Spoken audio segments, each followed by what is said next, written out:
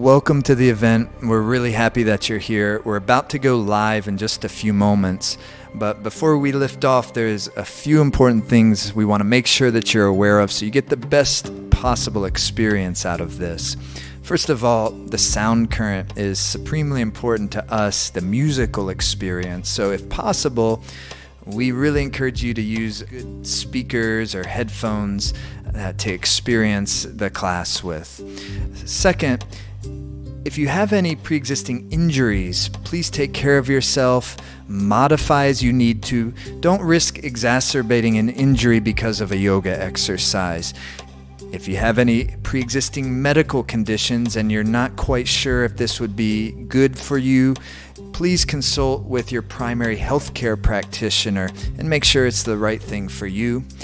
Also, make yourself relatively comfortable. You can use a cushion, and in fact, we encourage you in our seated positions, meditation practices, to use a cushion. It helps lift the heart up, keep the spine straight, and it's more ideal for the flow of energy in the body and for the meditation experience. You can even be sitting in a chair with feet flat on the floor for those of you that are unable to sit in a meditative sitting posture on the floor. Just use a chair, and for many of the exercises, that will work perfectly fine. And then lastly, if you're having any problems with the video streaming, try refreshing the page, or if you see a gear icon on the video, adjust your resolution. If you're new to this type of thing, just take care of yourself. If there's something that you don't quite understand, I wouldn't worry about it too much. Everything that needs to click will click after a few times of trying it out. Enjoy the experience. We're about to get started in just a moment.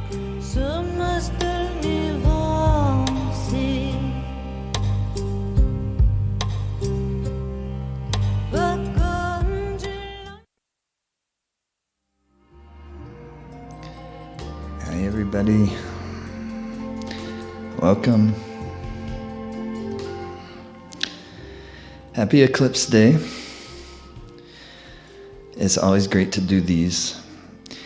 And, sometimes on eclipses we feel a little bit unsettled, or sometimes some folks feel emotional. Some people feel just, fairly ordinary. No big deal. But each time is different. And they're all affecting our lives in different ways. But you can often see how it affects us on the level of our society. Eclipses are shadowy energies, so they're not always easy. It's not like, oh boy, eclipse. It's kind of like that if you're a yogi, because you can use the energy. When I say yogi, I mean that in really the large sense of the word, not just referring to the Indian tradition of yoga, but to live in that way, to where the center of gravity of our life is to experience reality, to experience who we and what we really are, and to experience what all this is. And so eclipses can be useful in that way, because they can be revealing. They can reveal your own hidden self. They can reveal things that you weren't able to get clear on. But usually that takes a little bit of work, that revealing process. And that's what good yoga practice is all about, is kind of revealing what's underneath the surface, to go below the surface of the senses and more, so we can dwell into our deeper energy, which is our most substantive energy. And the more we have connection with that part of it, this is natural. This is not supernatural. This is all of us, everyone, your kids, us, grandparents, everyone across the planet has this reservoir of inner energy. And the plants have it, the animals have it, all life has it. It's the Buddhist, is also Buddha Purnima. So happy Buddha Purnima to those who celebrate that. It's always a good time to celebrate a Buddha, which means really a knower of reality. Buddha, not just in the historical Buddha, like Shakyamuni Gautama Buddha, but the energy of Buddha, the energy of reality, of the energy of what is all of this, something that's transcendent of our ability to even comprehend it totally, but we know it's love. So the Buddhists call that inner energy that we have, and I'm just giving it my own kind of language, inner energy. But the but they call it Tathagata Garbha, the inner Buddha nature that is endeavoring to blossom out of you, every living being. And that's why all living beings become so precious, because everyone is a vessel of that, all the plant life. And so when we treat our world with disrespect, that comes right back to us in our own suffering. And so when you have these eclipse energies, like it was pretty fascinating, that last eclipse just 2 weeks ago exactly from right now, you had a solar eclipse that was happening in the part of the sky, in the part of sidereal Aries that's called Bharani. And each of these kind of lunar mansions, sections of the zodiac, sections of the different constellations, they have a symbol. And then they have a Shakti, a power. They have a desire. And then they have a type of like deity that rules them. But where that eclipse happened 2 weeks ago in Bharani, its symbol is the vulva, the female sex organ. And just a couple days later, what got revealed? There was documents leaked from the United States Supreme Court with their intention to try to overturn the Roe v. Wade that's protecting female reproductive rights. Fascinating, right? Totally fascinating. So these are forces of nature that are in action. But we want to get into the higher forces, the higher expression, the more subtle, the more desirable expressions of these forces of nature. You know, not constricting people's rights, but helping people to blossom into their true selves. How do we do that? How do we do that individually for ourselves in our own life? But then also, how do we do that collectively? My happiness is totally intertwined with my real concern for your happiness. To whatever genuine concern I have for your happiness across the board, regardless of like you agree with me or not, and regardless of our status of relationship, we know each other, we don't know each other, we like each other, we don't like each other. That I know that my happiness is intertwined with your happiness, I'll behave differently, won't I? But I have to genuinely know that to actually behave, to have it change my behavior in a more profound way. You understand what I mean? And that's the beauty of these yogic practices, is so you can tap into that deep reservoir of energy, of like going underneath the surface. This is why so much emphasis is put on mantra in yoga practice. And that's said to be, during the eclipse, the best thing is chanting mantra. Partly why, but that also is kind of generally said to be the best thing in most yogic practices. Because mantra is dealing with the akasha element, the ether element. There's earth element. There's earth element is fragrance, smell. Water element is taste, governs the taste. Fire element governs vision, sight, light. Air element governs tactile perception, nervous system. Air element, but ether element is governs sound, akasha. That's the medium through which space travels. So it's the most subtle of the 5 elements. And so during an eclipse, this is subtle stuff we're dealing with. This isn't things that are going to necessarily be totally obvious unless you're paying attention to the subtleties, which then some things do become rather obvious, such as seeing certain patterns in nature play out over and over and over and over again. But also seeing those patterns of nature play out in our lives over and over and over again, like our own habits, our own inner habits. So we keep on attracting the same old things, same old kind of scenarios, same old kind of energies into our life over and over and over and over again. Tap that deep reservoir a little bit. We stop doing that as much, because why? When you can kind of tap into your own reservoir of love, your standards for yourself get higher. And that allows us to kind of take control of our mind a little bit and recognize how precious our life is and how important our life is, and that our life has a purpose. If nothing else, it has the purpose of being happy, and everybody wants that. We all share that same desire and aspiration to be truly, genuinely happy. And this is what the science of yoga very beautifully deals with. And yoga is all about the mind, because what's in between that nucleus of that reservoir of pure energy, pure love, pure intelligence, and my own experience of myself is my mind, and particularly my subconscious mind. So if we stay at the more surface level of the thinking, that's okay, but we kind of keep on spinning the same wheel over and over and over. If we want to change what's going on in the wheel, then we have to kind of tap deeper down into ourselves and access something of greater substance. And so this is what we do when, for instance, we're doing a meditation practice and particularly chanting mantras. Because otherwise the mind's going to keep going and going and going. A mantra, any meditation, but particularly in this case a mantra, gives the mind a center point, a gravity, a point of focus.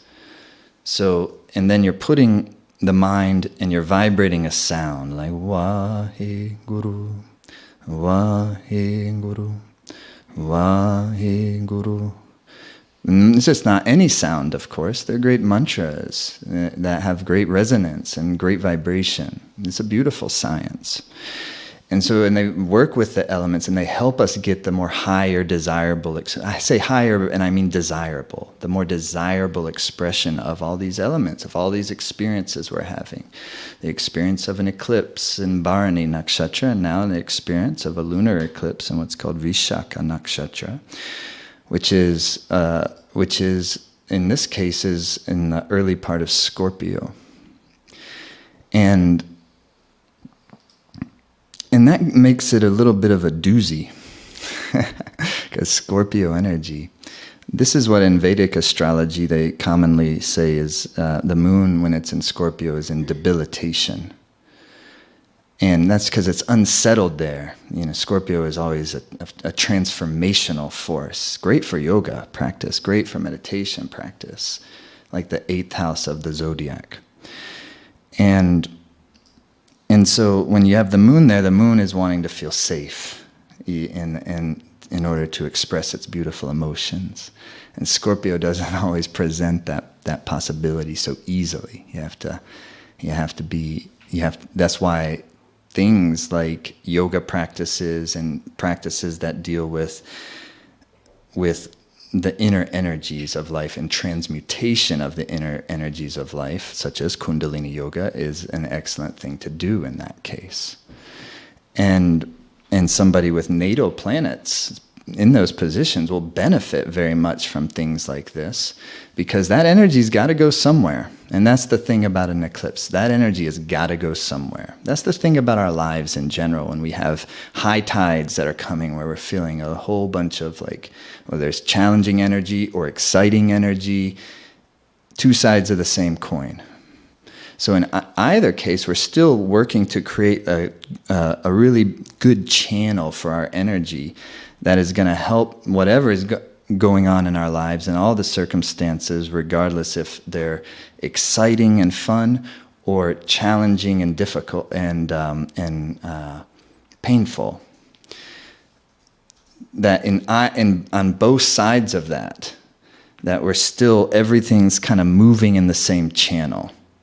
Do you understand what I mean? That's what yoga practice can help us do, is to keep our energy centered in our nervous system in such a way, or what in Kundalini Yoga is often referred to as the central channel, or Shushmana. And that central channel is part of the pranic body, just like if you go get acupuncture. This is what they're working with. They're working with your chi, your prana. And you leave your acupuncturist appointment, you feel fantastic. Well, in the same way, the yogis understood these. They all come from the same thing. When we're talking Ayurveda or any type of medicine, that's the healing side of the yoga. And then if you're in terms of working with transmutation of energy, you're working with blossoming of the heart, well, this is the deeper spiritual side of yoga. And all those works together as one thing. That's why we put emphasis on taking good herbs, using good food. All the things are kind of circling around that center of gravity, as we're here to blossom. We're here to experience what our life is all about and feel fully alive. So it's not about, I don't look at it these days as disciplines as much as also devotions. So the first limb of yoga they call yamas, disciplines, but the second limb of yoga is niyamas, devotions. Of course we need certain type of discipline in order to actually do the things that are going to keep us healthy and keep our mind and heart connected, keep our intuition intact, we have our exercise routines. We have our routines so we make sure we're getting enough sleep and all these things. These are the disciplines. But equally important are what I call devotions. And it need not be religious devotions. This is just the devotions, the loves of your life. So when I think of yoga and meditation practice, I don't think discipline. I think devotion. And then when you get into chanting these mantras, we all want to feel love, and we all want to experience love. And that's why you kind of sometimes can start with just tuning into your suffering and the very fact that we are suffering. And that helps to give rise to the very fact that we want to experience real love. And love that's not from some other partner person. That can help the journey of experiencing real love, but ultimately we all want to experience that within the own reservoir of us, of our inner being, of our inner consciousness, of our inner heart. And so that turns it all into devotions, you see? So if you can feel the natural longing of the heart, that is a devotion. That's the energy of devotion. And then when you start to investigate and to consider that maybe the whole fabric of this thing is love. The whole fabric of this thing is intelligence.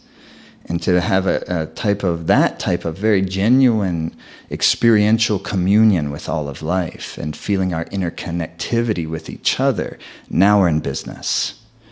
Now we can do something. Now we can use these kriyas and these exercises, and they become very helpful. But it's always good to check our motivation to start with. What is it that we're doing? What is it that our lives are all about? If we really tune in with ourselves and use our common sense, tune into our own heart and our own desire to feel love, to be realistic, to know that my happiness is connected to my concern for your happiness, and to figure out how to make that come alive genuinely in my life. And you figure out how to make it come alive genuinely in your life. These are treasures that help us to feel good and to have a good time and to not be too heavy and to have fun. You see, if it's so much discipline, like you're thinking of it in terms of self-improvement as opposed to like self-love, self-happiness, allowing ourselves to also cheer up and to not be too heavy, because there's plenty of things to be heavy about. But there's also plenty of things to be cheerful about. And to be able to have that inner vitality that happens from helping to concentrate and gather our life force in our central channel. We could just simply call that the central nervous system.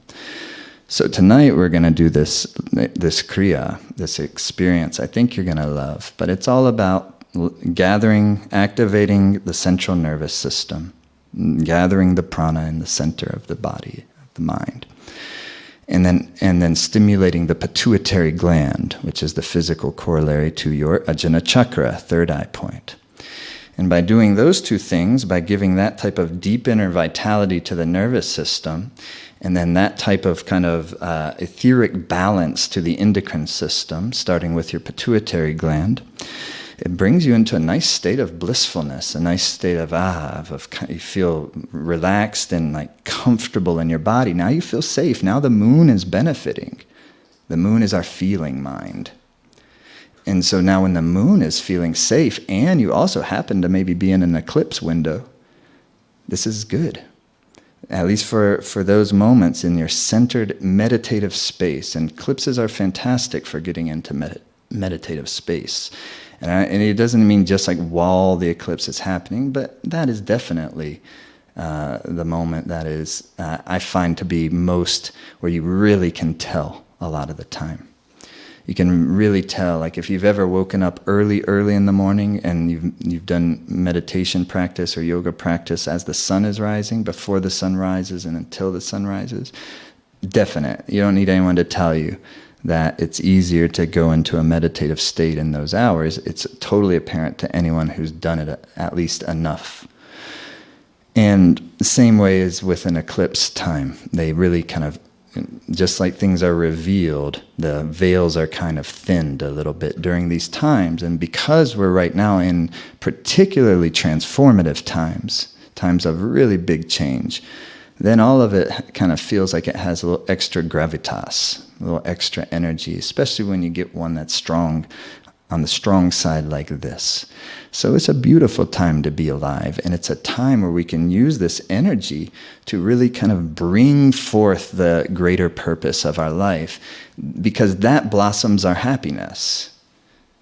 And that's a type of, and often it's the case, especially in the modern and Western world, when we hear purpose, we think like a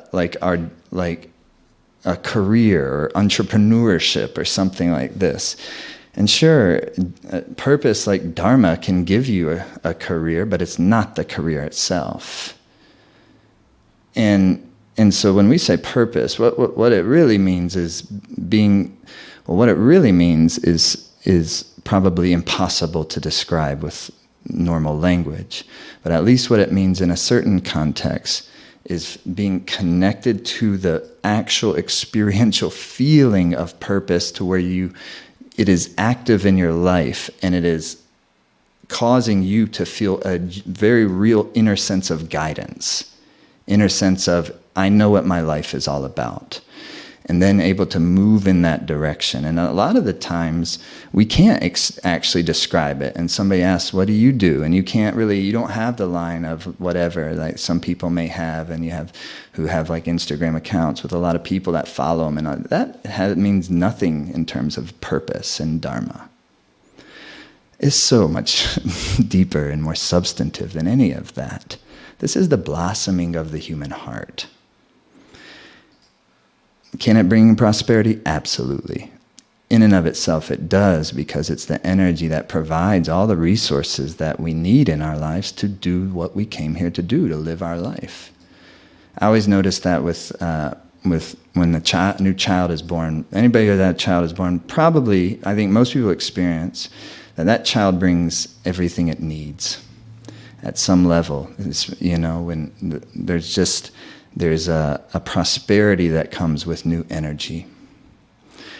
In the similar fashion, when that is born inside of ourselves, when our sense of purpose is born inside of ourselves, and is slowly, this is not like boom, it happened back in May of 2022, I did this webcast and poof, no, this isn't how it works. But it can help us maybe kind of put a little wind behind our sails.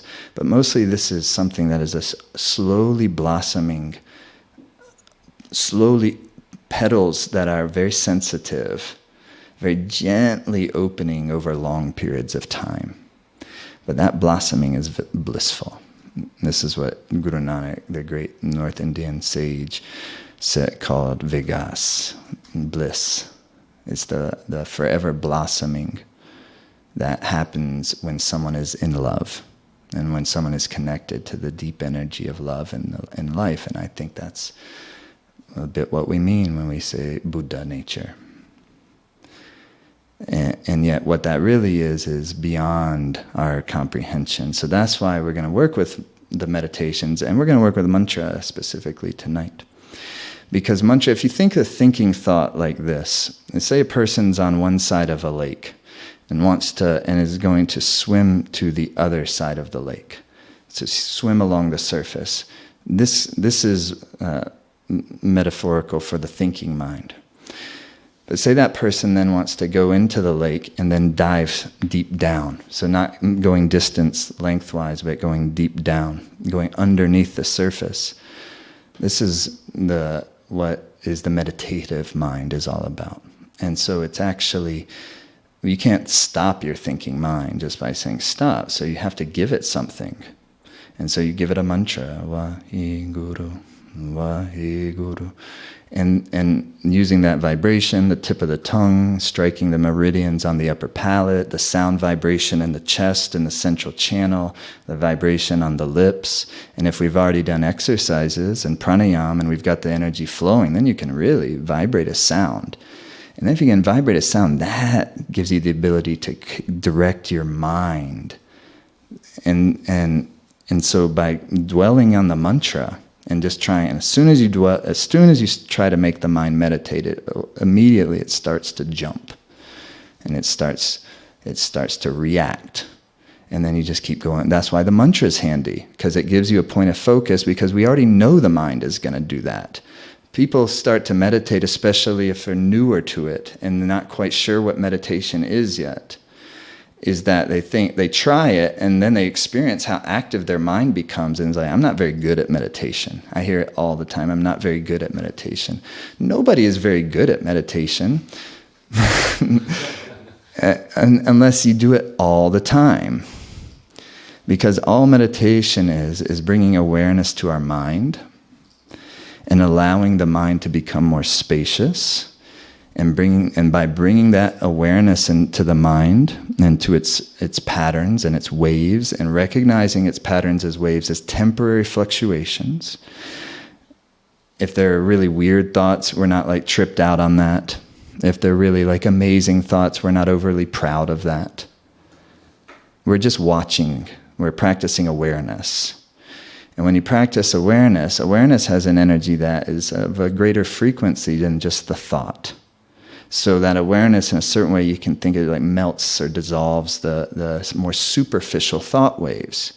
Once that happens, now finally you can dwell in the inner energy, the inner reservoir of your being, and enjoy yourself and enjoy your very beingness.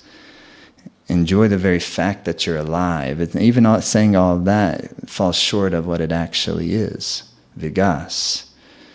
And so this is the basic idea. So to use, for instance, eclipse times, there's, I think, a good wisdom in that. Because eclipses, guess what? They happen a few times per year. So if you have trigger points during the year, instead of trigger points that are even unbeknownst to us causing turmoil in our life, if you can use natural events, such as when each time of the year when there's an eclipse cycle, they're typically in pairs, sometimes there's a third, sometimes a fourth even. Those are great times to realign and recalibrate your energy. And so that's what I do, and that's what I've done for years and years and years and years, using the solstices, the equinoxes, and things like eclipses, and of course new moons, full moons. It's a joy to pay attention to the patterns of nature. It's so much beauty in it. And then furthermore, it gives you wisdom on how to live life, to watch the phases of the moon, to know what a full moon feels like. The ER department at the hospital knows what a full moon feels like. Police station knows what a full moon feels like. Know what a new moon feels like. Know what a moon in Scorpio even feels like, or a moon in Taurus. And these, if you don't have, this is not like, don't have to do this, but it is a joy, and it's fun, and it gives us wisdom, and that perhaps is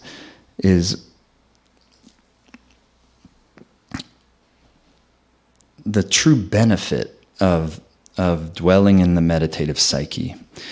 Is, as Guru Nanak says, your psyche becomes drenched in wisdom and inner knowing.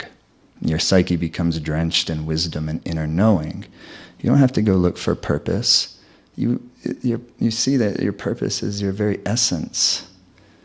And so then if we can work with these practices enough, then we can really learn to trust our inner knowing, and then watch what that does in our life. Life is blossoming that way.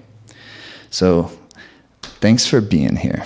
I'm so glad we're doing it. Let's tune in together. Those of you who are brand new, anything that's not making total sense, don't worry about it. Just have tonight's not a night of like figuring out all the ins and outs of a practice and thinking too much about it. Tonight's a night of just doing it. And working with your own energy to recalibrate, to bring the mind into meditative state, to bring vitality to the body, to bring good cheer to your heart. This is what tonight's about. So, if there's things, the ins and outs that you want to learn, there's so many opportunities for that. For tonight, let's just go on a good journey together, okay? Bring your hands to prayer pose. Inhale very deeply. And then exhale.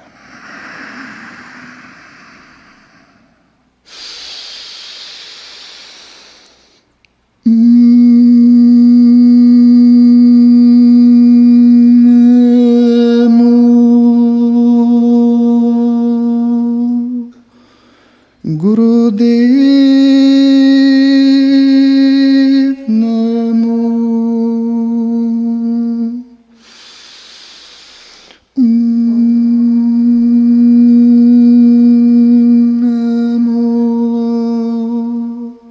Gurudev Namo.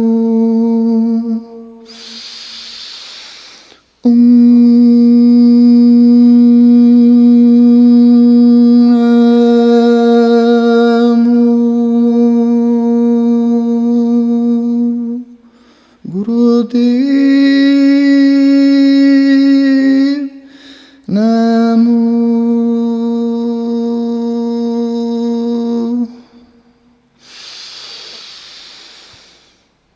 Okay, and come on to the hands and the knees.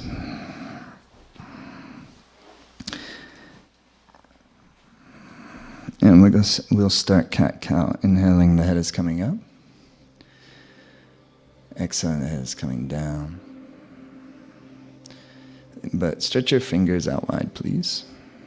And then press them back down. And just at your own pace, start to make a nice rhythm. And the breath is through your nose. And your primary point of focus is the breath rhythm. So your eyes are closed down, and now you have the general hang of the exercise. Put your attention onto your breath.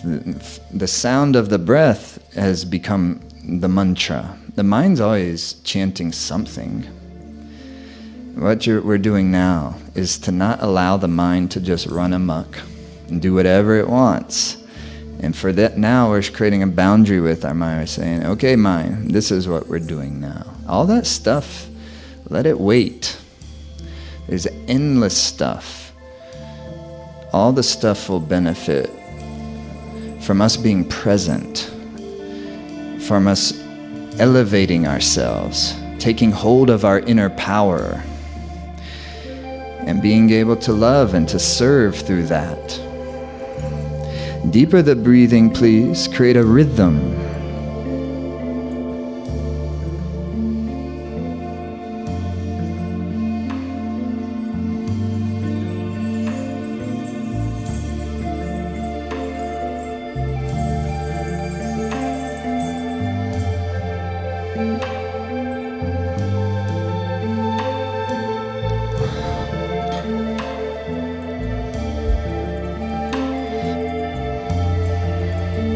Another 60 seconds, so don't worry about how long it'll be. See if you can just merge into your rhythm. Listen to the breath, feel the breath. It's making your spine nice and supple. It's causing the cells of the body to feel happy, to feel alive. Breathe in that way, deeply, rhythmically.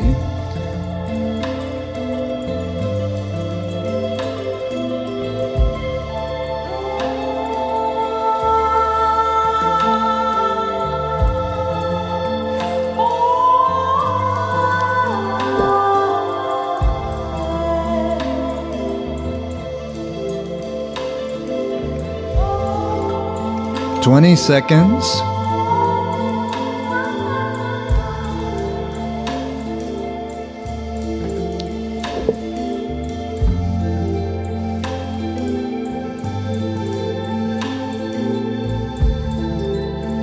Inhale, head is up.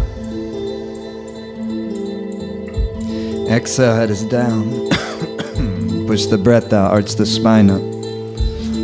Draw your navel in. And good, and come sitting up onto your heels. And you want to be right on your sit bones. You can do it in a chair. If you're in a chair, feet flat on the floor. Heart lifted up. Hands on the lap. Chest lifted, chin is in. Light.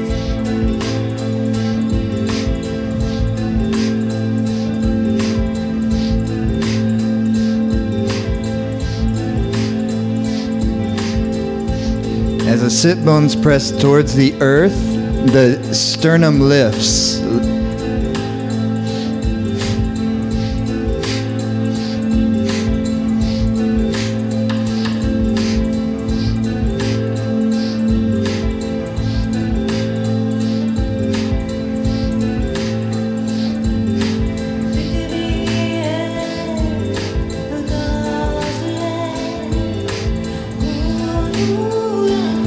deeper the breath rhythm.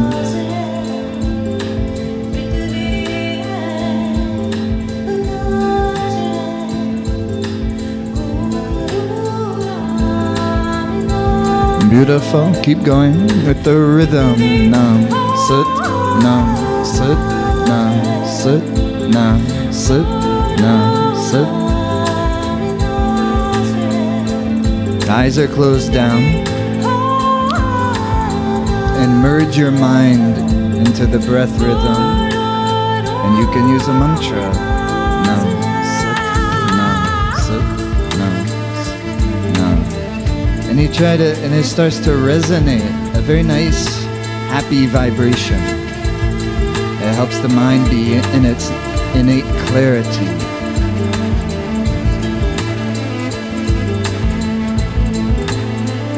From our challenges and our sufferings, it helps the wisdom come through. That allows us to let that suffering continue to metabolize to where eventually it in of itself becomes love, pure love. All emotions, energy in motion, on the way to becoming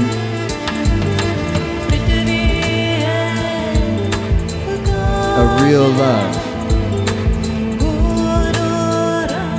a deep love that it doesn't swell it when things are going great, and it doesn't diminish it necessarily when things are going poorly.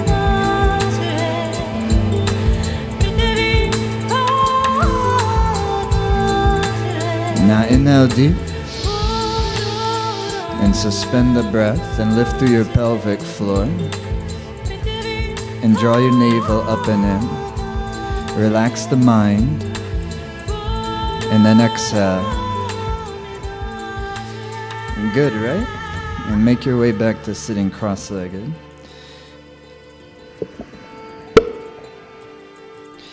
And then, first always, when pelvic floor is lifted, that's called a root line. So you have your sit bones connected, use a cushion if that helps. Helps you to lift through your heart. And then by a gentle lift of your pelvic floor, then you can lift up through your heart. Your hands are like this. Chest is out, chin is slightly in, shoulder blades release down the back, and your core is engaged. And then you inhale left, exhale right.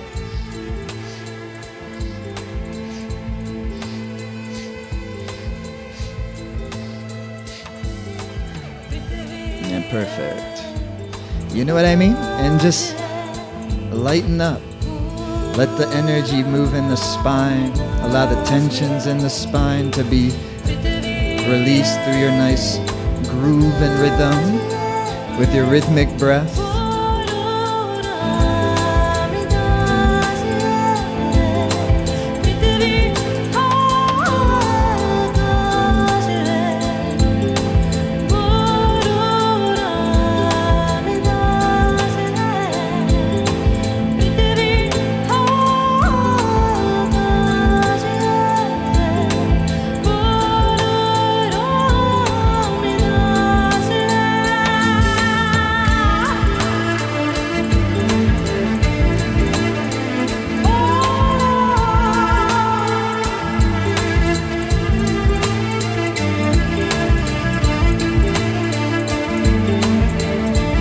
Inhale to the center.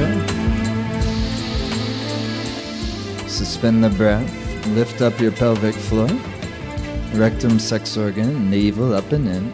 Softening of the heart. Eyes are closed. Mind is more spacious and relaxed. And then exhale. Yeah? Pretty great, no? Hands come onto your knees. Your chest is lifted. And then it'll be an inhale up, exhale, release, like and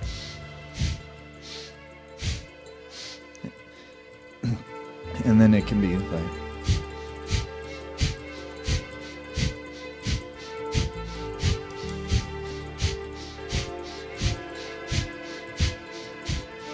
and use your breath a little bit, move your chi, almost like a martial artist would, warming up in their practices.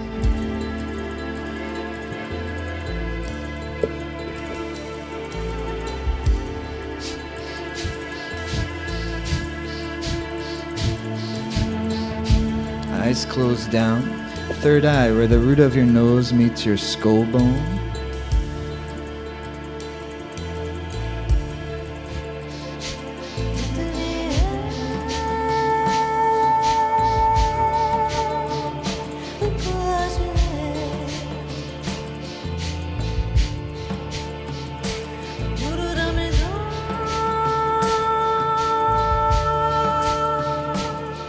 Inhale, squeeze up your shoulders.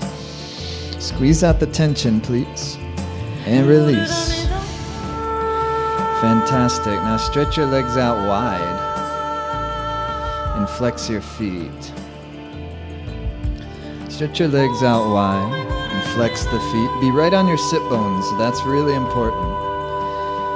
Even use a cushion if you wish to be on your sit bones. Inhale to the center, turn to either side, and exhale down. Lead with your heart and your navel, and other side, exhale down, inhale up. Most importantly, every inhale, fill your lungs.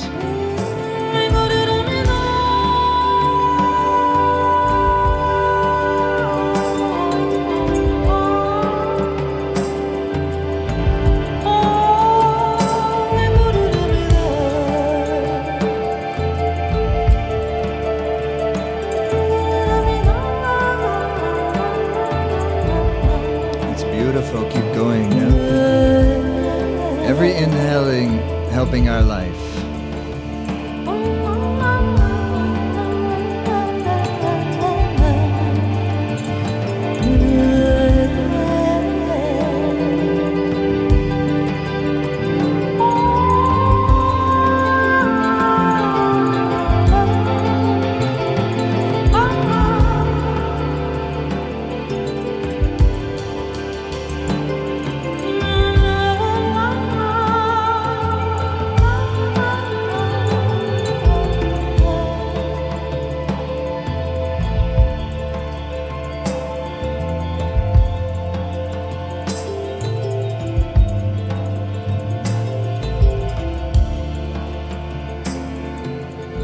Good, inhale, center.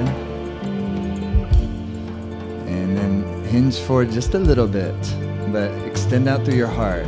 You see perfectly like Danielle's doing. She's not worried about getting her head down, or she's doing it in a way to where the feet are flexed, toes engaged, and she's able to elevate through her heart, sternum, and her shoulders are dropped down. It's excellence. And the reason that being is that then that gives you that very nice channel to move your chi through.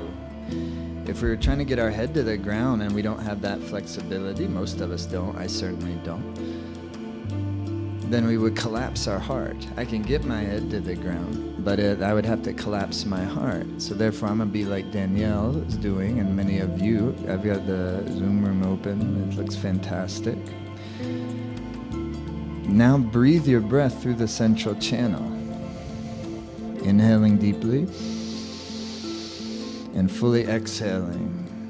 Really the secret of yogic breath is, deep yogic breathing is finish your exhalations.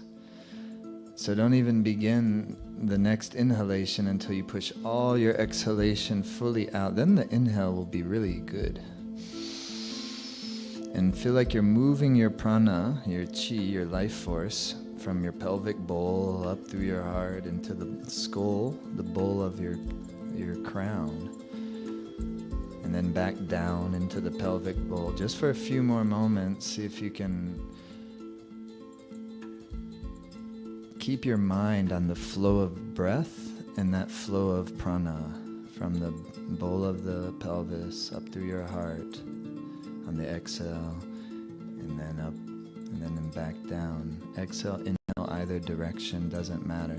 The exercise is to see if you can keep your mind concentrated on the flow of prana. Where your attention goes, the prana flows. Good, now relax. Shake your legs out.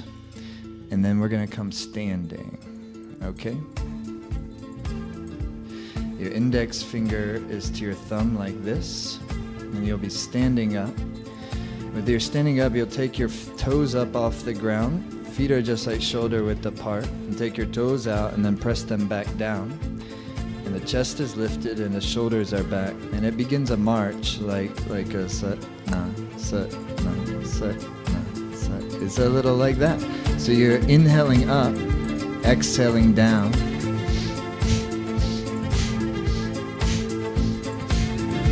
Just a couple minutes, but when you get the big muscles moving, your blood will have to flow. Your heart will have to pump. And the seasons changing, eclipse energy is to bring the vitality to the body. And with the rhythm, breathe. Inhaling up, exhaling down.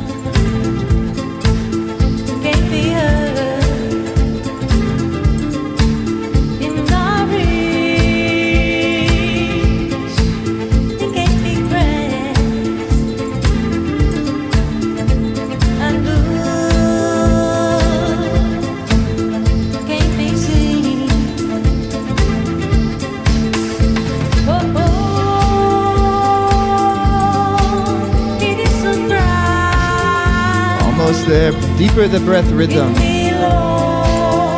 Move the prana.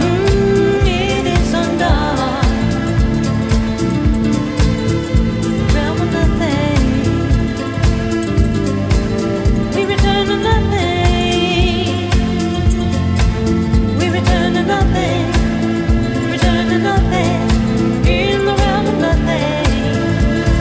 Inhale, stretch up. And exhale, relax.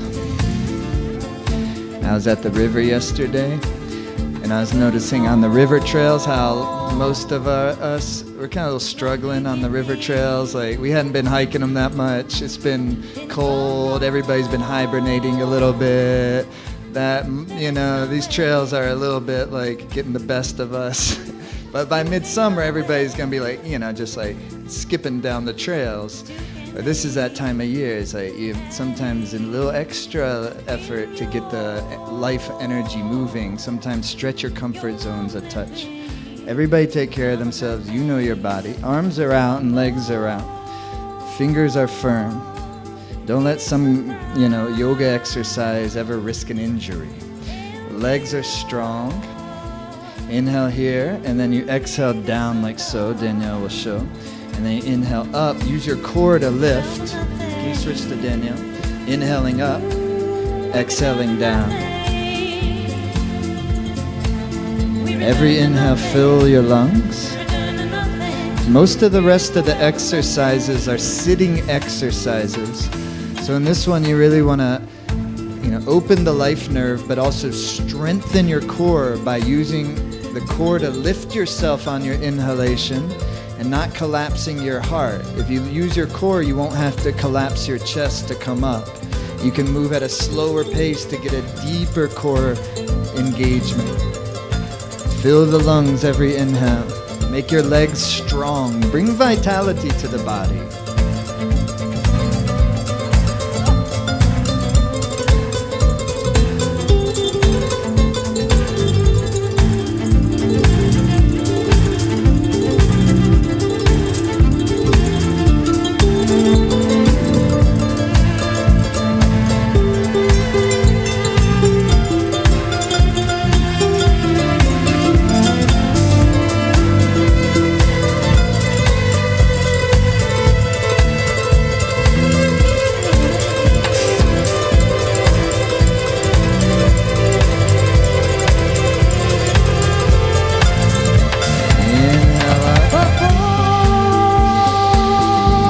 Open wide, you know, bringing our inner happy, joyful cheerfulness, make it alive in us, and exhale. You know what I mean? And relax and come sitting, have some water. This is partly what it means to kind of take hold of the power of our mind, is to, you know, when you find yourself bumming out, sometimes you need to bum out. But then, you know, when the bumming out kind of keeps dragging on, sometimes it's important to then have your wisdom bring up your inner cheerfulness and to be able to count your blessings. things can always be worse. That's a good one, I think. Things can always be. It's a very Saturnian way of approaching life. Things can always be worse. But Saturn, while most folks don't like him so much, he's a good one to like because he brings wisdom, and you got to deal with him either way. And so you might as well have a endeavor to have allyship. And when we work hard, then there's benefit to us. But also we don't want to work so hard that we lose our cheerfulness, lose our joyfulness, and become too cold and rigid with disciplines and righteousness and this type of thing. It's like, keep it real. Stay ourselves.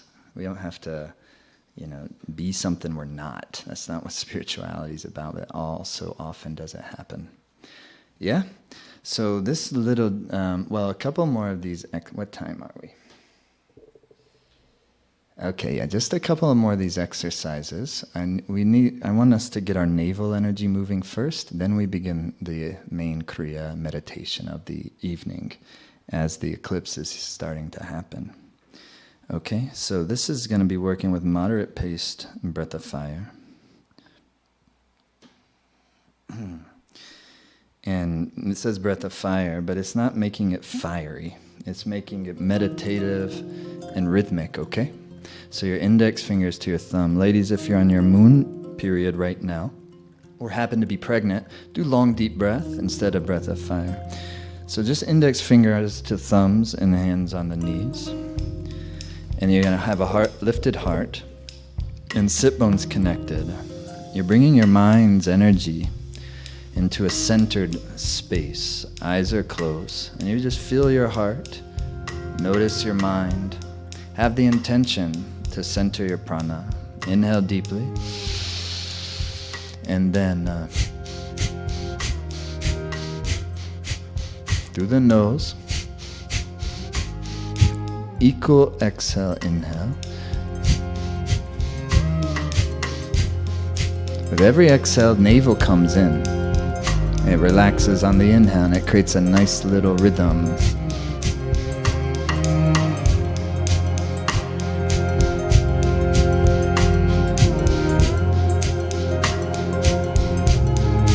Eyes are closed.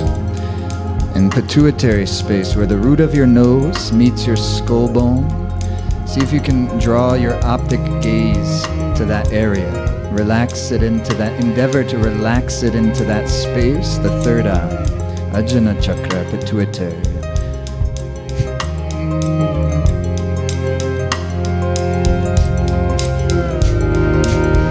Heart lifted.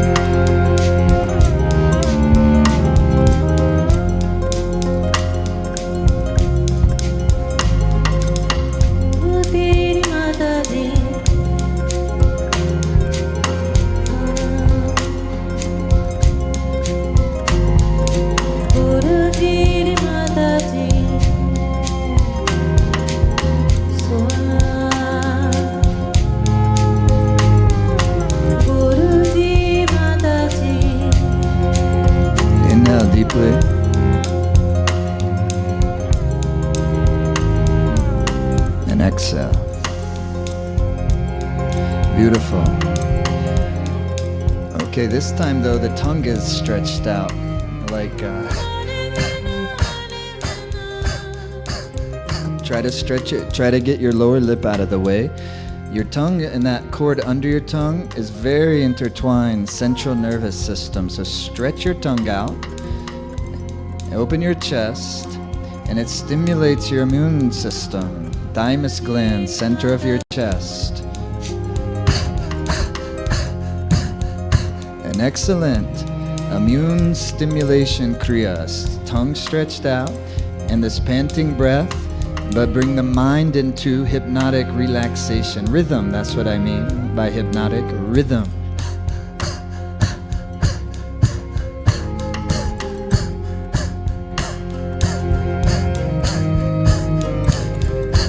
The chest.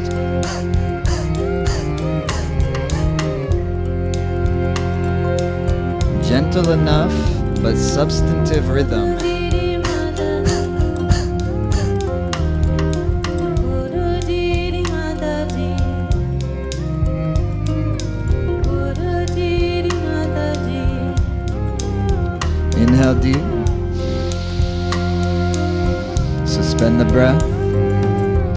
Exhale.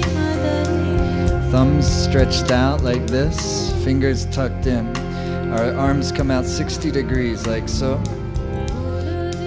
Heart lifted, shoulder blades released. Inhale deep. And through the nose.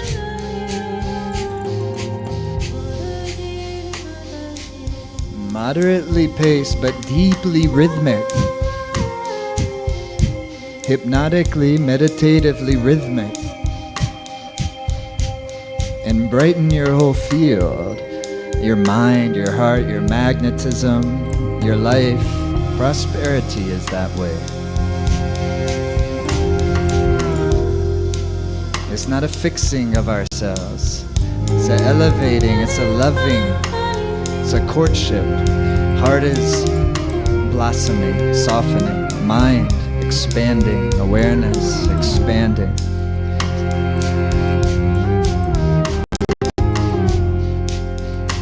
All our suffering habits, purifying.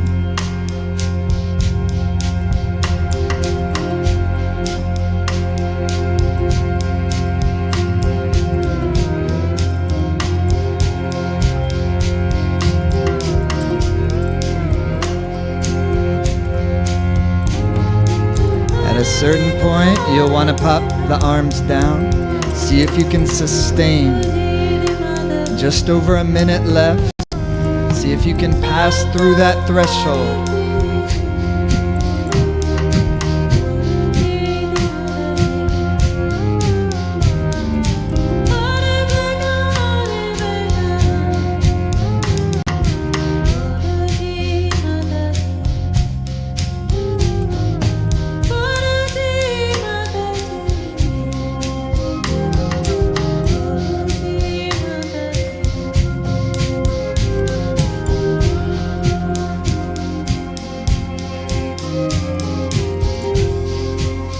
Third eye gaze, 25 seconds.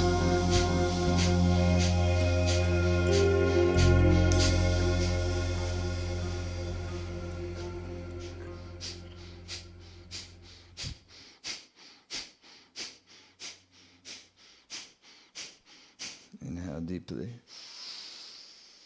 Bring your thumb tips together.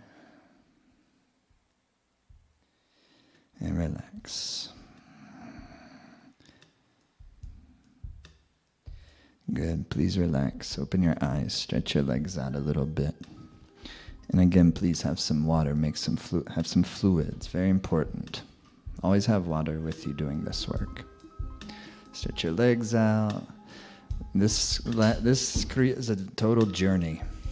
And just everybody just do the best you can. At any point you need to rest. Please rest.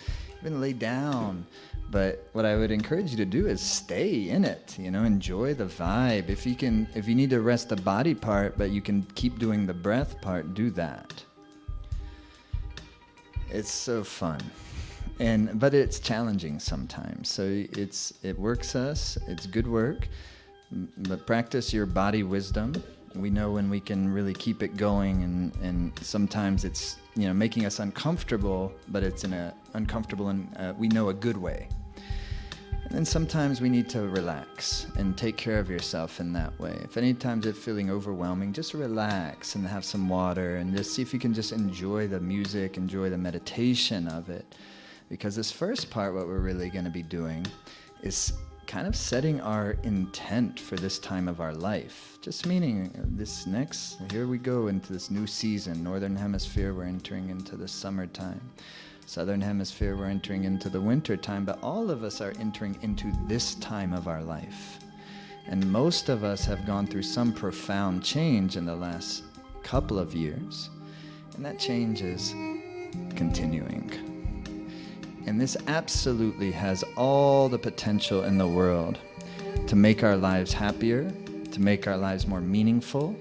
And this is what I think we all wish. We want to feel really fully alive. Yeah? And so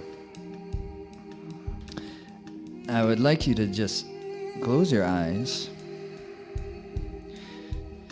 and bring your awareness into your heart. Starting with just even the physical space of your heart center, the feeling of the center of your chest. And just make your breath slow and easy. What is your heart and life wishing for? Really, really, really. We may not know, but we may be open to that being revealed to us. If we dwell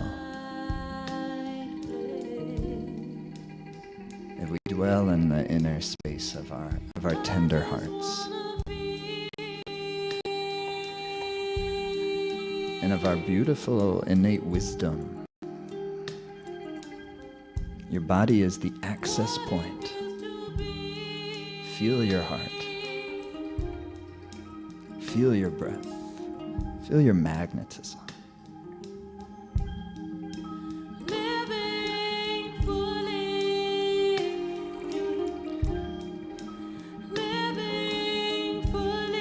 Set an intention for yourself.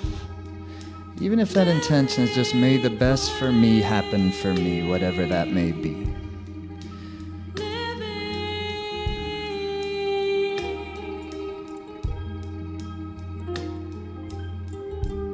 So the first exercise of this kriya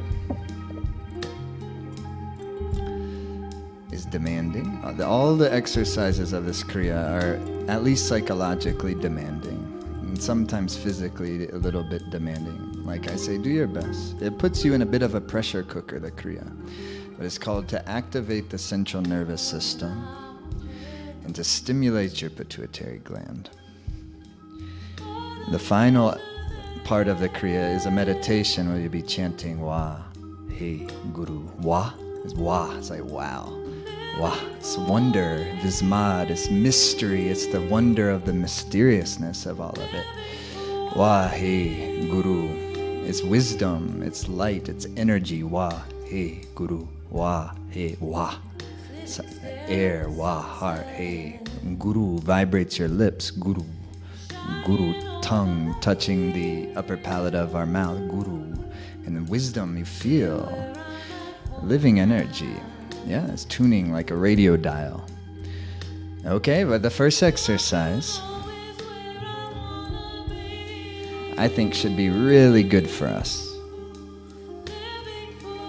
because it requires you make your Jupiter fingers tight like steel. That's your index fingers. You just hold them like this, so far so good. They're not like this, they're just like this. But the idea though is you have to make them really hard like steel, like antenna. Jupiter is in Pisces with an exalted Venus. Put those antennas up, you know? Heart is lifted, shoulders are dropped.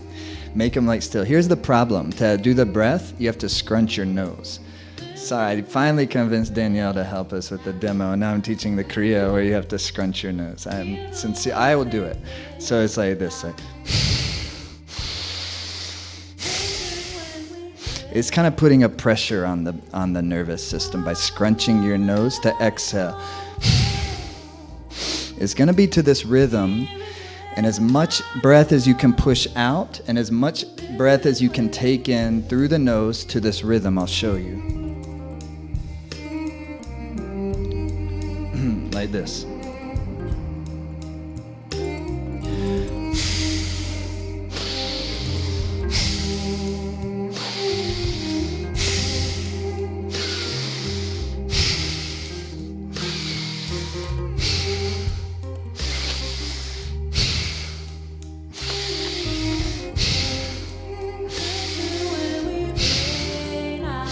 When every exhale, pull your navel and pelvic floor up and in as you scrunch your nose. If you start to feel overwhelmed, just relax it and meditate. And if you can begin again, begin again.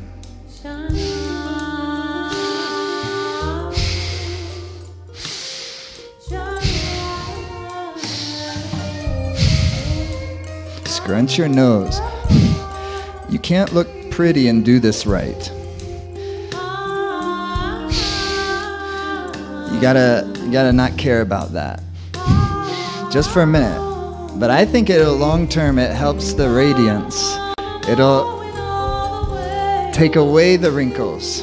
The prana is gonna move.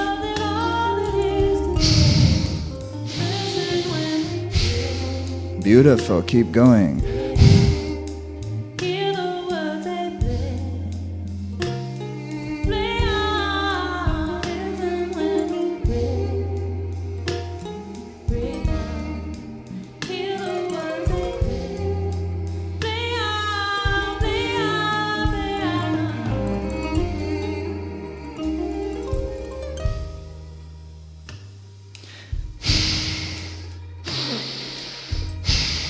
Almost there, friends. Jupiter fingers tight. That's your index fingers. There's that wisdom, prosperity, expansion, purpose.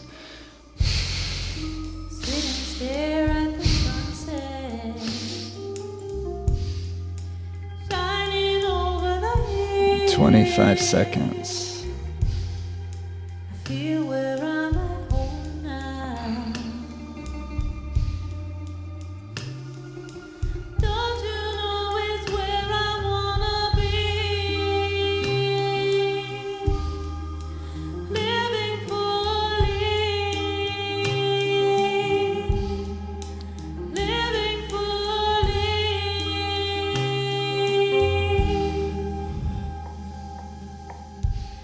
Inhale deep through the nose and slowly relax and relax into a meditative space.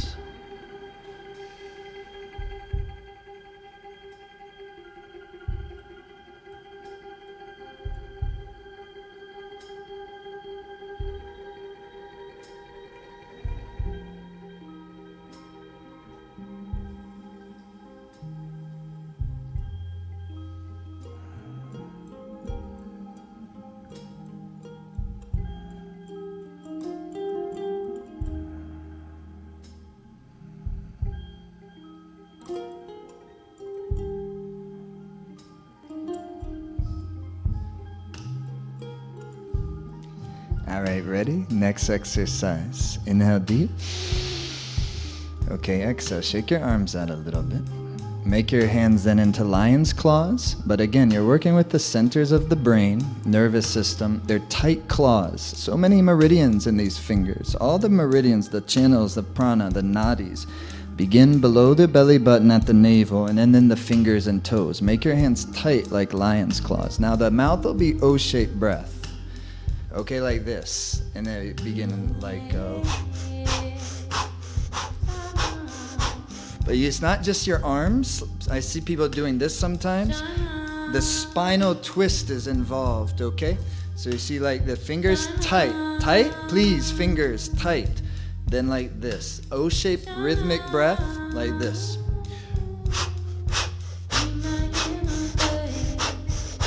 And rhythm, make it your dance. Yes, it's powerful, but it's like a warrior's dance. Don't make it too masculine. Put the soul into it. Fingers tight, but make a deep rhythm. Bring forth your inner energy.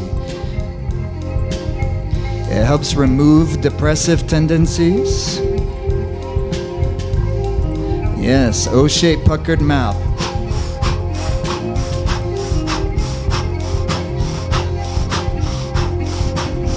All the built-up stress or frustration, anxiousness, heaviness, let that lighten, let that move. Channel the energy. Use the breath.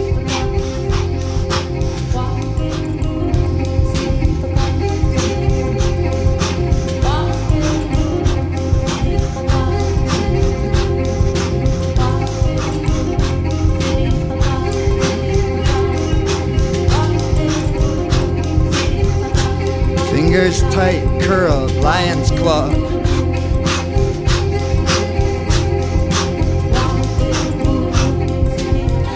Use it to move any stuck anger, frustrated fire. That'll make your light shine. When there's frustrated fire, our skin loses its luster. Our eyes lose its brightness.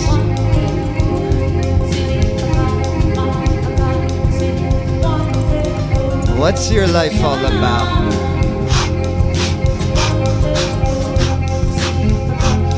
With the rhythm.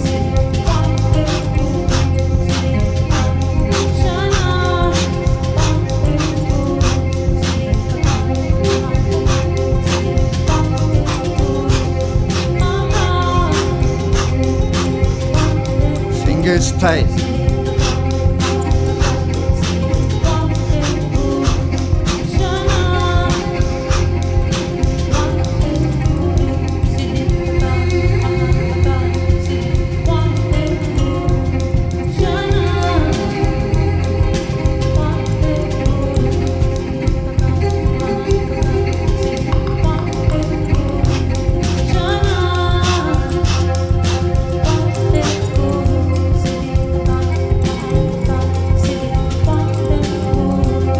Keep going now, final part. Imagine like you're actually a lion chasing a gazelle. Going for your dinner. Go.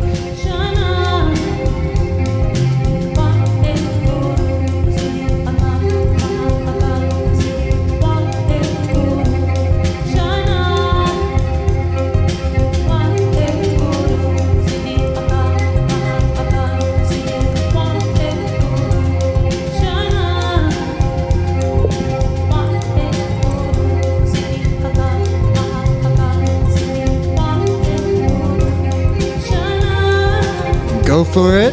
Final moment. Now through the mouth, inhale. Make your two fingers claws like this. Then lift up your pelvic floor and then tighten the muscles around your spine. And then through the mouth like a cannon, exhale. Just two more. Inhale. And tighten the spine. And exhale. One more time. Lift through the pelvic floor. Tighten your fingers. Fingers tight, tight, tight. And tighten the muscles around your spine. And exhale. Looking beautiful. Don't get too spacey yet. Shake your arms out a little bit. Okay? Very nice. Have a little water. The next exercise is totally peculiar. But you use your tongue to stretch your nervous system a little bit. Wake it up. The undercord of your tongue connected to central nervous system and also Sushumna.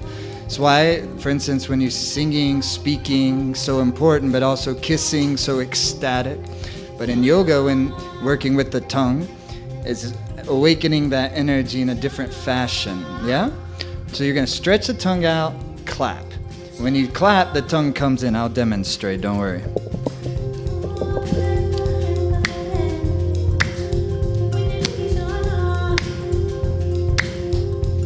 Like that. Keep going. Stretch, and then you're not. It's not just any clap.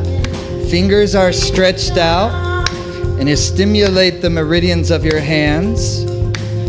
Tongue stretches out as the hands come out. Stretch your tongue. Keep going. Reset the nervous system this eclipse season. Stretch that tongue. Strike those hands. But then make it your warrior dance. Put some soul, come alive.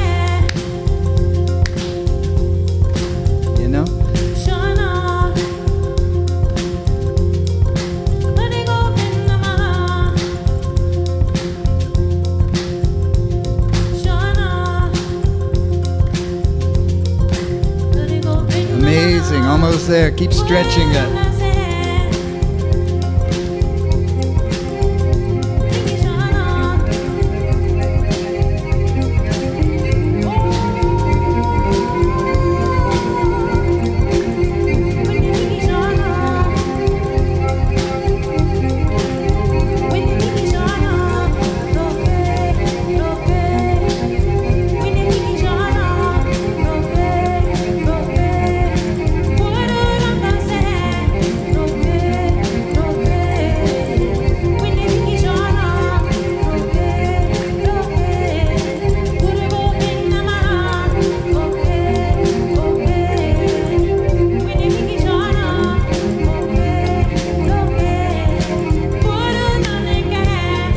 Stretching it. Yeah, almost there.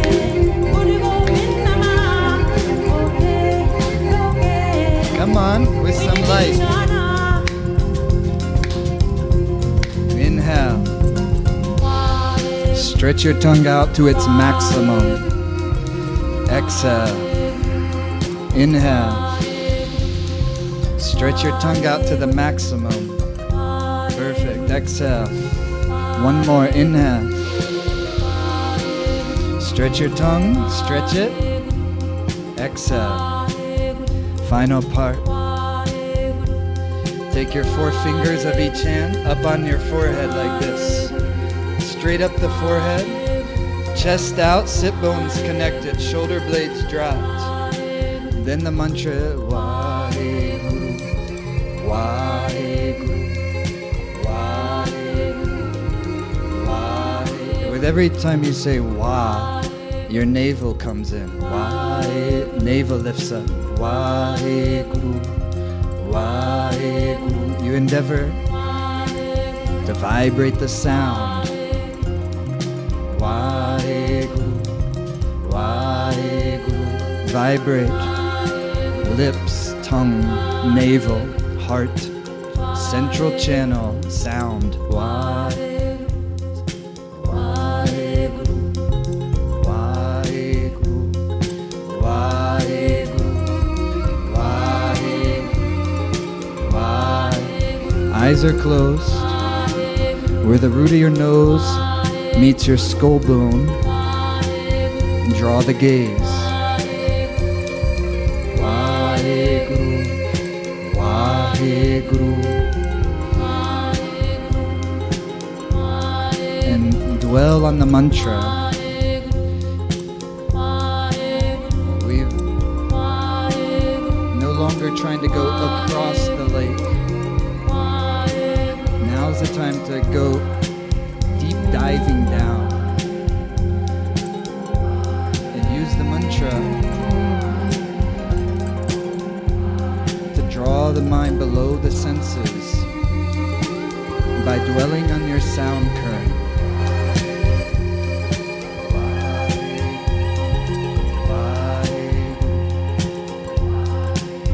And then feeling the wonder, the unknown, the mysterious.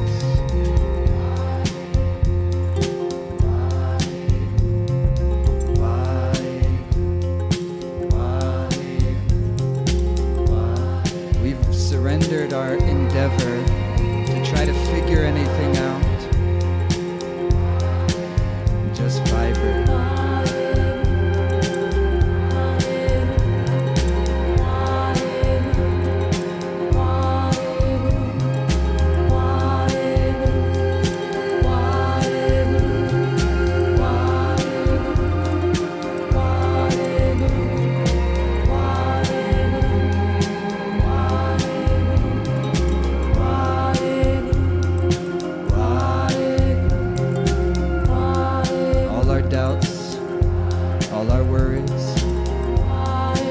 Vibrate them into the mantra. All our aspirations and our inspirations. Vibrate them.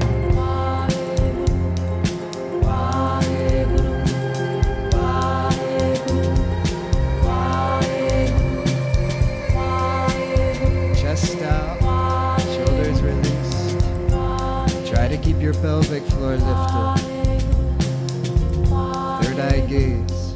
Waheguru, Waheguru, Waheguru, Waheguru, Waheguru, Waheguru, Waheguru, Waheguru, Waheguru, Waheguru, Waheguru, Waheguru.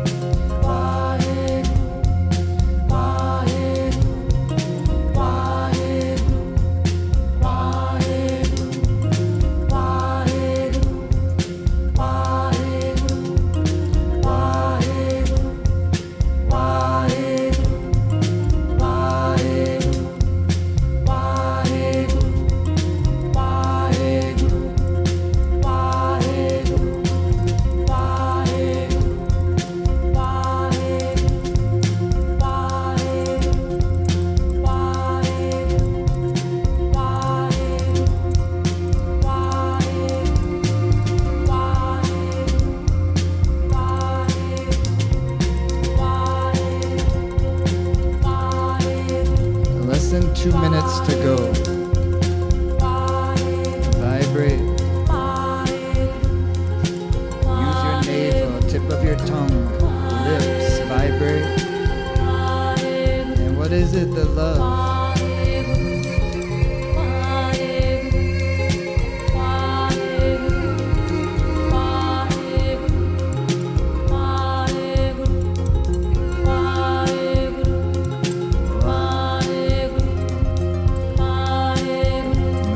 To the sound.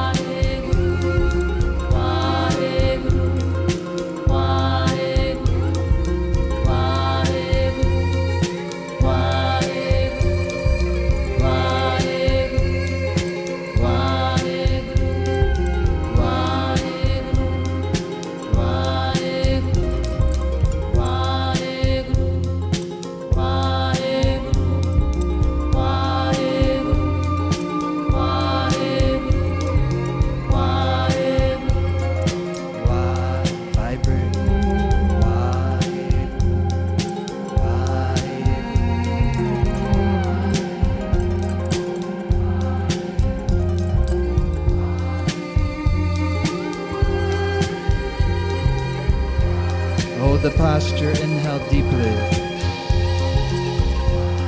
Suspend the breath and bring all your energy to where the hands meet the forehead.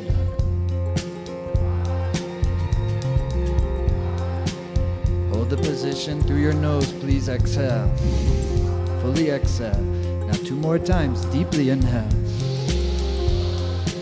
And lift up the pelvic floor, Mulaband, rectum, sex organ, navel. Heart lifted open. Dwell into the third eye space. And hold the position, exhale. Push all the breath out. Deep inhale. Suspend the breath. Lift the root lock, Mulaband. Soften the heart. Make the mind spacious. Dwell into the third eye. Very slowly relax the posture and come into meditative position. And although maybe your knees are ache or something, your back, just for a moment more, if you please could, sit with your heart held high. Let your breath flow effortlessly. Allow the mind to also just dwell in effortlessness.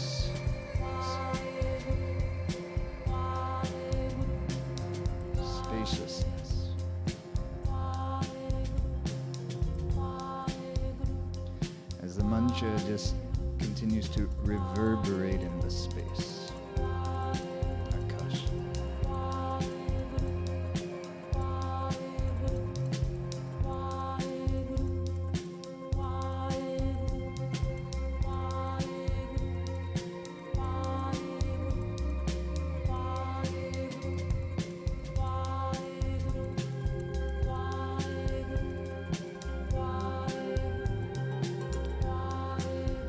Whatever that intention that it was that you set, take its energy and just like a seed, place it into the space, into the akasha, into the medium through which all of our life energy travels.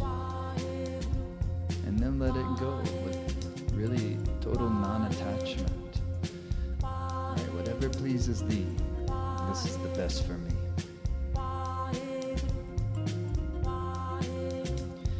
Inhale and make your way into your backs for very important relaxation.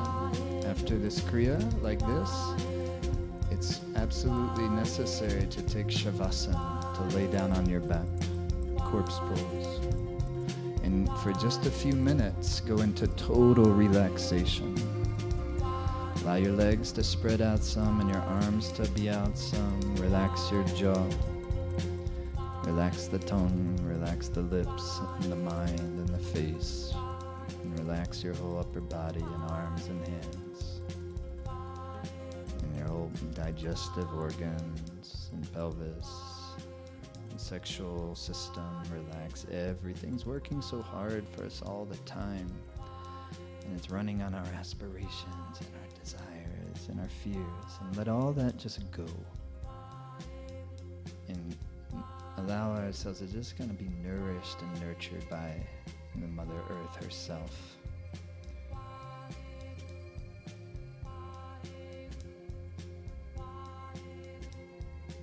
And the great reservoir of inner vitality and energy.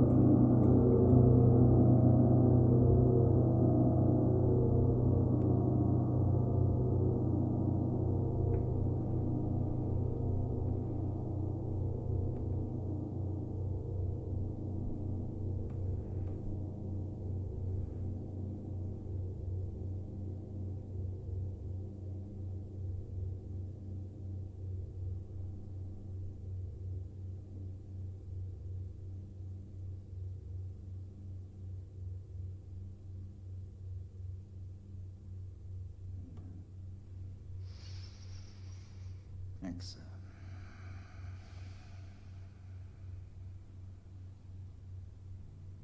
Inhale deep. Exhale. Move the fingers, move the toes. And rotate the wrists and ankles. Rub the palms, rub the soles of the feet. Make a little bit of heat. And come back into your bodies. Yeah? Good. Cat stretch to each side.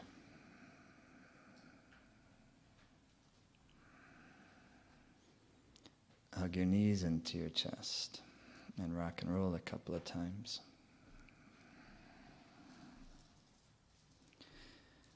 We have one final meditation, which it's quite short, but I think perfect for tonight. And I think it'll be a beautiful seal to this experience here, right in the center of the heart. Can you take the reverb? Yeah. And one of the reasons we do these, not the only reason, but one of the reasons is because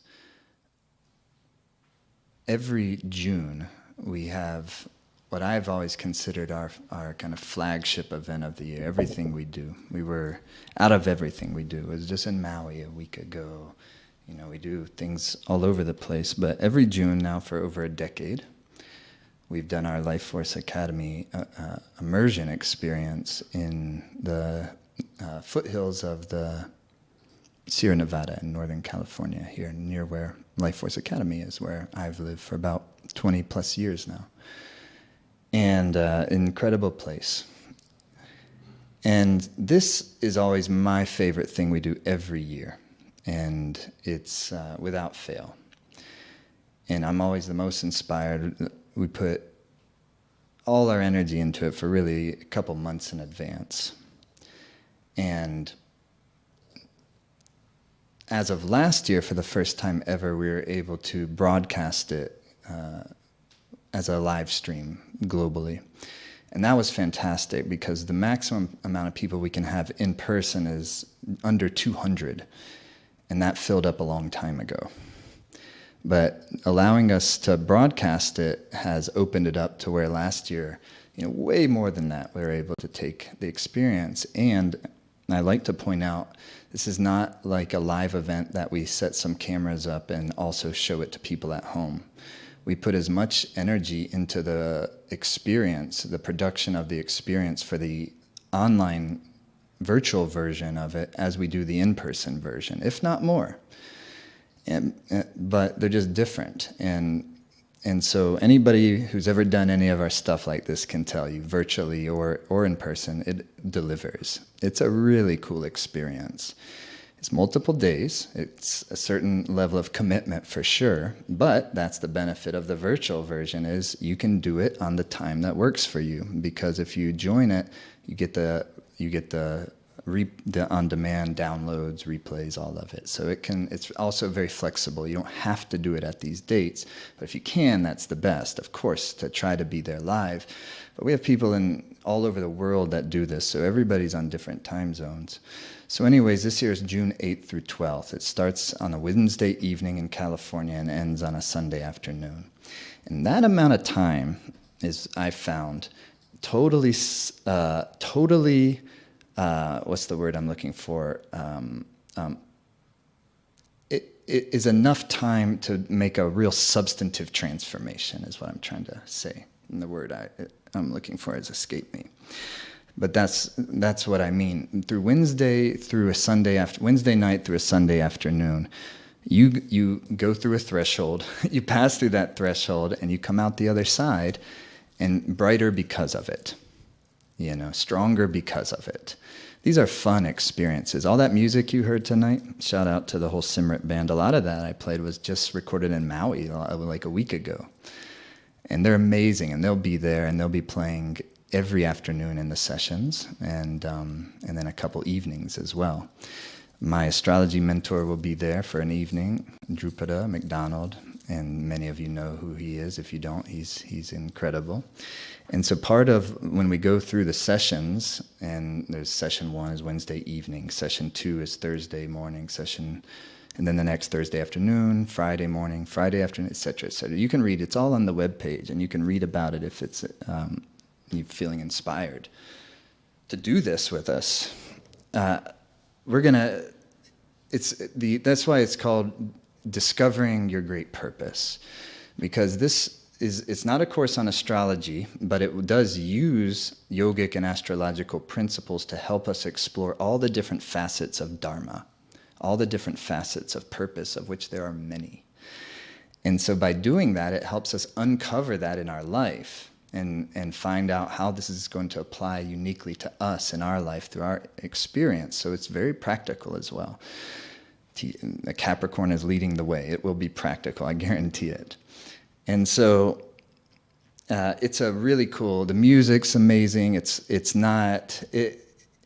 it challenging? Sure. But more so, it's a joy. It's a great time. And usually by the time we hit like Friday, definitely Saturday morning, he's like, I don't want it to end. I want to keep going. But if you can't be there with us live, of course, it's all there. So anyways, all that info is for you, but I wanted to make sure before we do this final meditation that I tell you about that and that I encourage you to come. Because if you come in now, the price is really good. It's greatly discounted. It's all there for you. And anyhow, that's what's up. So here's what we're going to do for just about 3 minutes, okay? We're going to do the same meditation we did on the solar eclipse. When the eclipse was happening in Bharani Nakshatra. So we're going to take that symbol and we're going to make it with the mudra. And that's this kriya, it's called Yoni Kriya.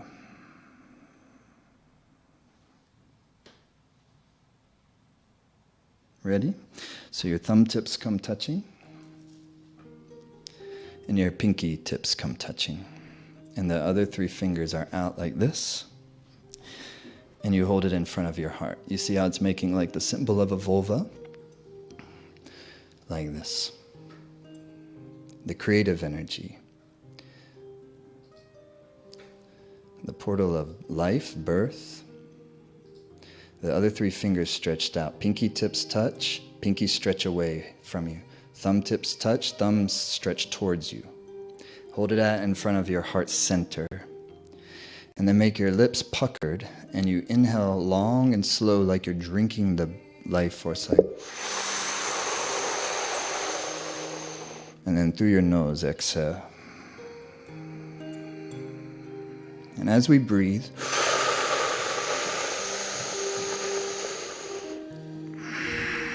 from the heart, imagining your heart is like a brilliant energy, sphere of energy, magnetic energy, radiance. As we breathe, sending out like loving kindness and compassion in all directions, without discrimination, all of life. Inhaling, drinking the breath through the puckered lips.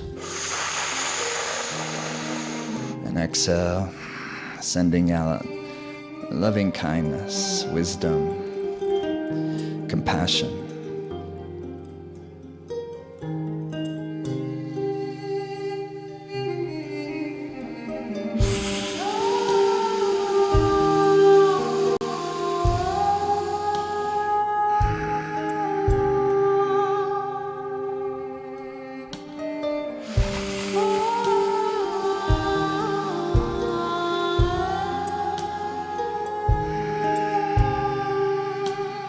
Every exhale, draw your navel in some. Push the breath out all the way. Keep your body very still.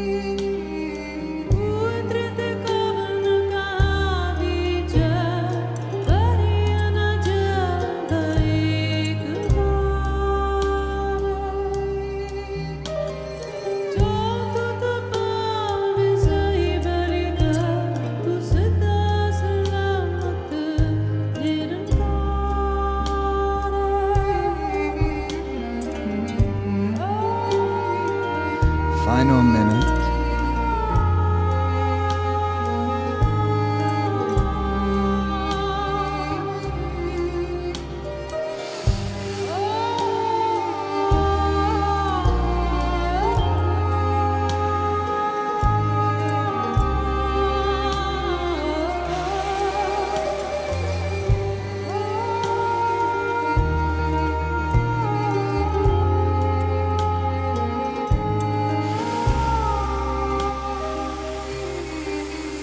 Exhale the breath all the way out.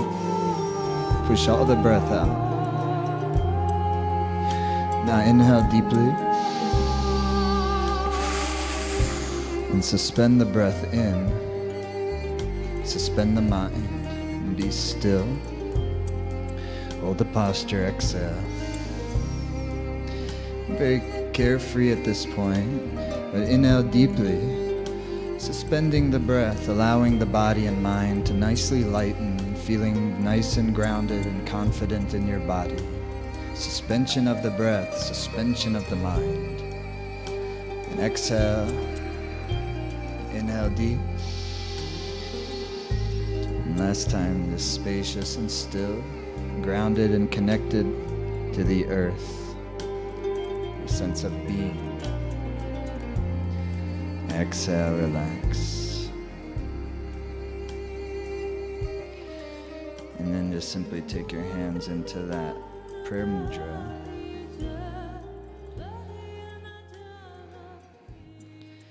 And to just seal our experience here together in this eclipse journey together.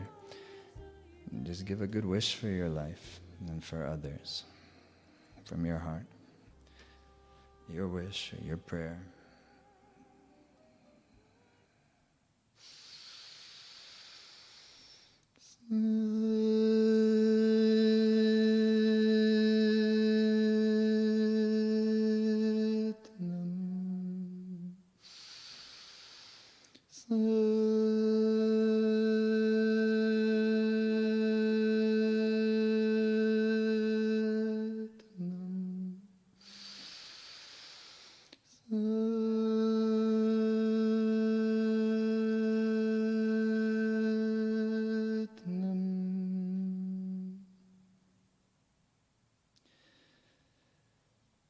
Thank you, everybody, so much. Thanks for being a part of this. I could have kept going, but it's getting late, so I had to stop. But I want to just warmly invite you to, if you can, to join us on June 8th through 12th. And either way, thanks so much for being here. Keep in touch regardless.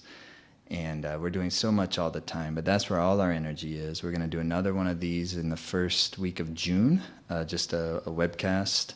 I don't remember the date, but it will tell you. We'll tell you about it. And then that next week, that Wednesday, starts the immersion. What a way to kick off the summer. And one of those things that I would predict you would get to the end of the summer. And if you're in your short list of summer highlights, I think the immersion will make it. It's an amazing time. If you're feeling drawn to it, I'm encouraging you. It's super easy. You don't have to have, if this is your first experience even with Kundalini Yoga, even still, it'll totally meet you where you're at. You don't have to be advanced. It's for everyone and anyone who feels drawn to do it. It's not uptight, it's not rigid, it's a good time, but it's also very deep and substantive and transformative. And so you are cordially invited. Thank you, everybody. Thank you, Aki. Thank you, Danielle. Thank you, all Life Force Academy team showing up on a weekend, on a Sunday. All the hard work that everybody does to make these happen. It takes a tremendous amount of energy and resources. So thank you all for being a part of it. Happy Eclipse. Happy Buddha Purnima for those who tune into that. Happy springtime and summertime. Have a great rest of the evening, great rest of the week. See you soon. Oh, I'll go on to, did you cut me yet? No. Oh, good. Those of you who are in the live here and in the Zoom room, I'm going to come hang out for a few minutes. And if you're not in the Zoom room and you want to come hang out, be over there for just about 10 minutes or so. Okay, good night, everybody.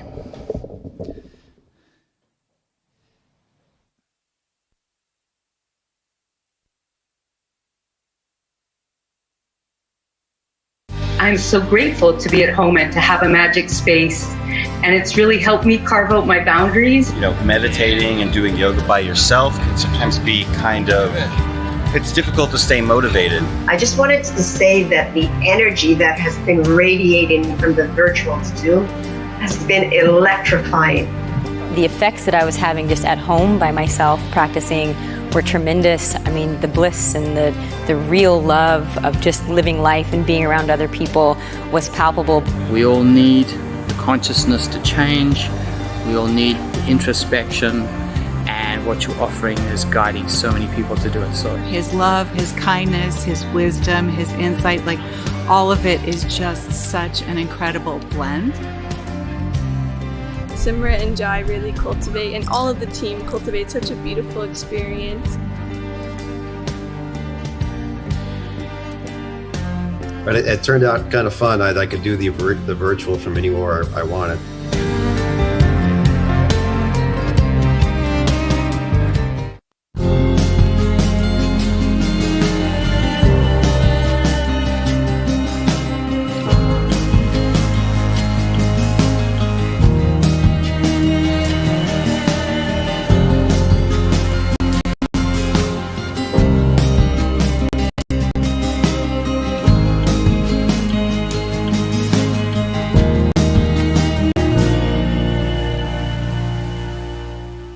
In a lot of ways, you see, regardless of whether you take this all literally or not, this is the training of how to develop the mind to become a happy person.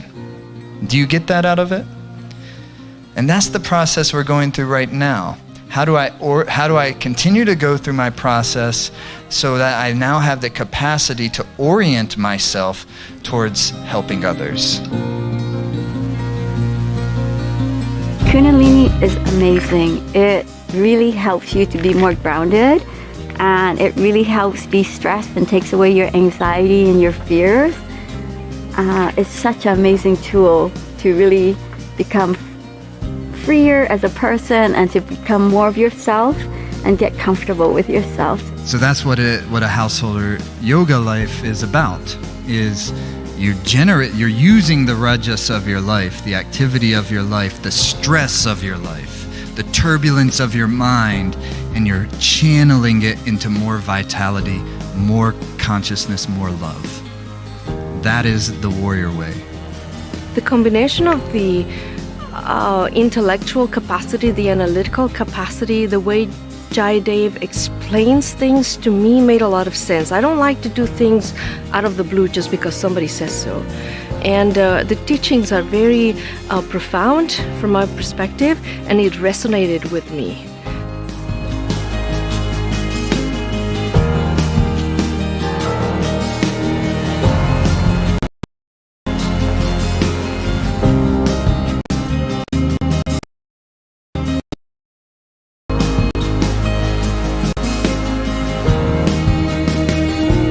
Your projection and your mental attitude creates the context for the stress of your life. The whole idea is moving beyond worry and fear. But that's not stuffing the worries and the fears that you have. It's learning to develop the type of character, develop the type of nervous system, type of mental caliber that you know how to not indulge worries. Okay? It takes a lot of power to be able to do that. But fortunately, you have a lot of power. Question is, do you grab hold of it? That's what this immersion is about.